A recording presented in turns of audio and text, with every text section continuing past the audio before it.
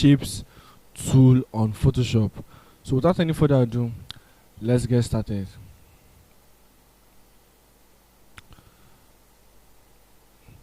Now this is Photoshop, and then the shape tool is found here. Normally the Photoshop tool preset looks like this at this point, but I brought mine outside like this, and then click on this icon here to make it shorter. Now this is the shape tool.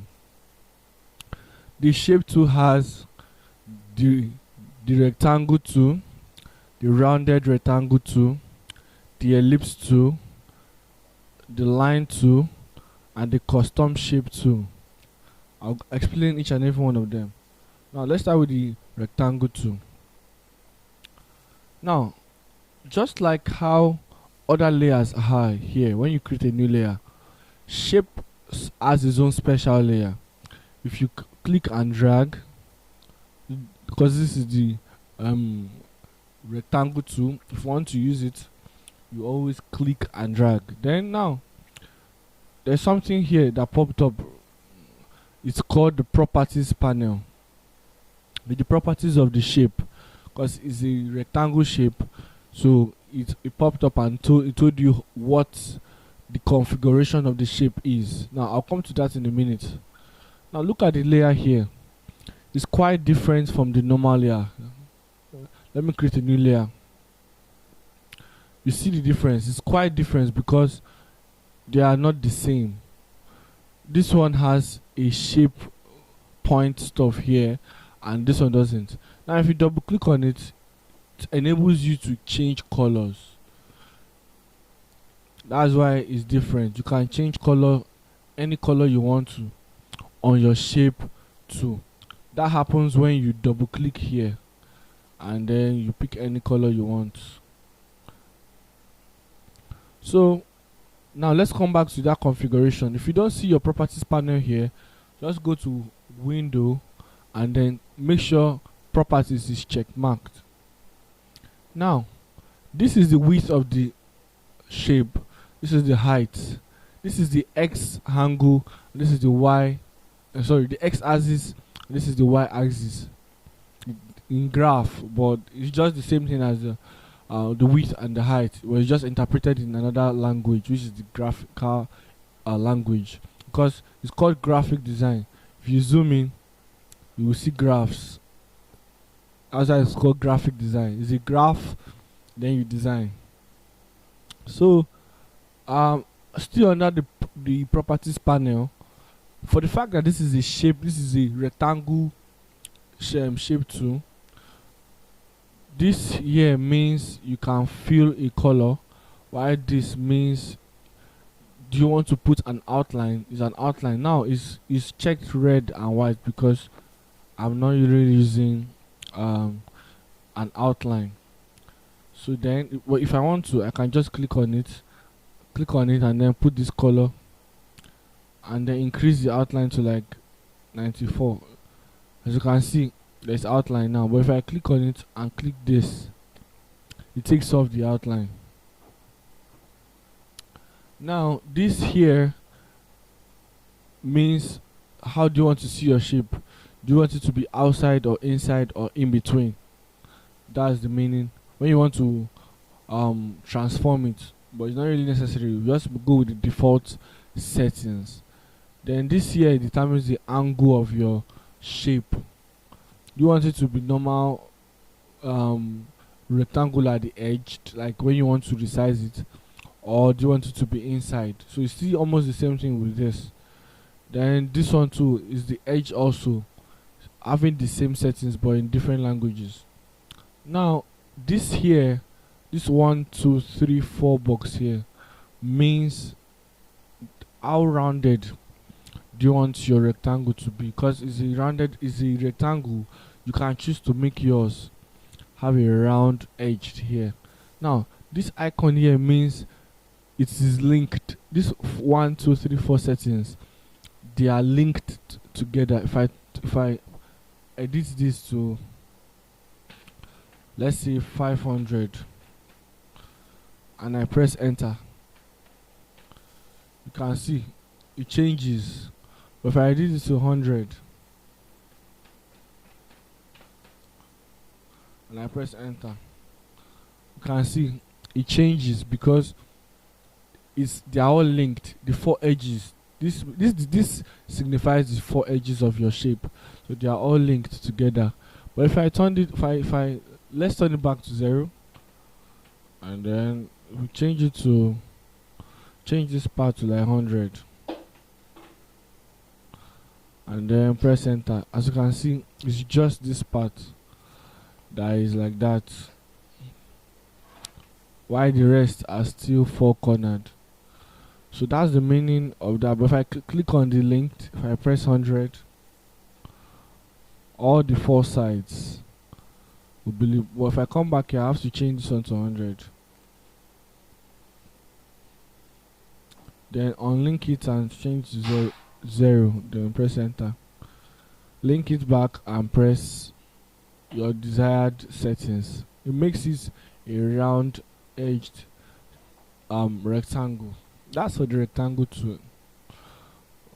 For the rounded rectangle, it's almost the same thing, but the settings are different. Let's delete this one. Now, to create a round rectangular shape, there are major things you should know. If you look at your window here, up here, there is the radius. The radius means how rounded do you want it to look. You know, the difference between this and the rectangle one doesn't have radius. If you look at it now, there's no radius. But if we delete this and come to this, you see radius. Why? Because rounded rectangle shapes work with radius. That's just the difference. And the radius means how rounded do you want the edges of the shape to be. That's the meaning of the radius. You can also edit the radius on your properties panel also, but by default it is edited here at your window button. Same thing here. This signifies changing your color, and this signifies adding stroke to the shape. And then this is the line. You can choose your own custom line. So let's move to the next one. You still have the same settings with the first one. You can double click to change your colors and do anything you want to do on your shape. So let me delete this and then go to the next one. This is the Ellipse Tool. Everybody calls it Ellipse Tool, but it's just like circle. Then how does it work? You click on it, click and drag. If you want to get a perfect circle, hold shift, you get a perfect circle. If you just click and drag, but if you hold shift, you have a perfect circle. So this doesn't have a radius because it's a perfect circle. And then the same settings to stroke and then fill color. So let's delete the layers. One more shape I want to talk about is the Polygon tool. The Polygon tool, just like polygons, polygon means it has more than 3 or 4 sides. You can put as many sides as you want. If you look at the window panel here, it has fill, yes, it has stroke, it has your stroke percentage, and you can edit your stroke. It also has sides. The difference between polygons and rounded rectangle tool is the fact that the rounded rectangle tool has radius, while the polygons has sides. So I can say, okay, 5 sides, it gives me a pentagon. If I say, let's go to if I say 6 sides, it gives me a heptagon. If I say 7 sides, so if I say 7 sides, it goes on and it goes on that way. That's what it does. It just gives you multiple sides of a shape that you didn't find on your shape tool. Sometimes it's rare to find triangle. If you are wondering why there's no triangle on Photoshop, there is actually. It's just on the polygon. Just set it the sides to 3 sides, and then you get what you want. If I set it to 3 sides and I press enter, it gives me a rectangle, a triangle I mean. So that's what the shape tool does. Then for the line tool, one major difference of this is, if you look at the window here, the polygon has sides, the rounded rectangle tool has radius. This has weight. How thick do you want the line to be? So it's just normal lines. I can change the lines to 2 pixels, and then it gives me a tinier line. So it's how thick you want the lines to be and how fat you want it to be. So the higher the number of your weight, let's say I want 90. Look how big it is. So the higher the number of your weight, the bigger your line and the thicker your line. Then lastly, the custom shape tool. Now if you look at the window here, when you click on your custom shape tool, there's a part called shape. If you click on this arrow here, it shows you multiple shapes that you can work with, and all these are pre-installed on Photoshop already. You see them. If you want to show that this is not much, you can click on these settings here and then click all and then append to show you many more shapes that you've not seen before on Photoshop.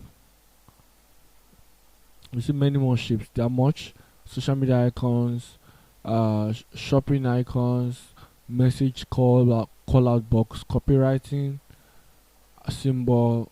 So many symbols and icons that you have not really seen, that you sometimes go online to download. They're actually here, and you can check them here. So this one happens when you click on the shape on your window here, and if you want to put every icon, click on the settings and then click all and then click append. So that's been it. Thank you so much for watching. I'll catch you guys in the very next video. Cheers.